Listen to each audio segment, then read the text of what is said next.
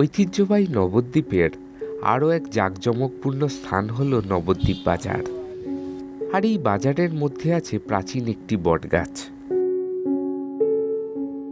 যেখানে প্রাচীন বট তার শাখা প্রশাখা ও হামাগুড়িতে অজস্র গুড়ি দিয়ে যেন একদিকে তৈরি করেছে একটা মন্দির।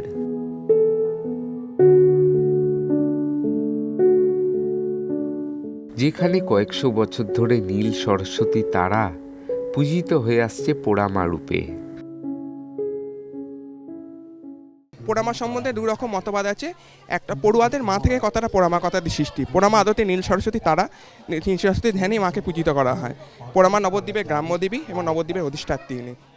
চৈতন্যদেবের পূর্ববর্তী পুনর সময় সঠিক ইতিহাস জানা যায় না মাকে কে স্থাপন করেছে, মায়ের একটা সিদ্ধপীঠ, এই হিসাবে মাকে এখানে পুজো করা হয়। তবে প্রতিষ্ঠাতা বা নামকরণের ইতিহাস যাই হোক না কেন, তাতে ভক্তি প্রদর্শন ও দর্শন বিন্দুমাত্র তো কমেইনি, বরং নিত্যদিন যেন মায়ের জাগ্রত ও কল্পতরু আখ্যান বেড়েই চলেছে।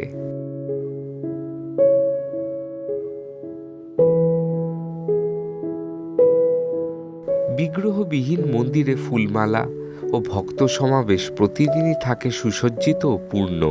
তাই তো প্রতিদিন দূর দূরান্ত থেকে সদা জাগ্রত ও আশাপূরণ দেবীর দর্শনে আসেন অসংখ্য পুণ্যার্থী এই নবদ্বীপ ধামে।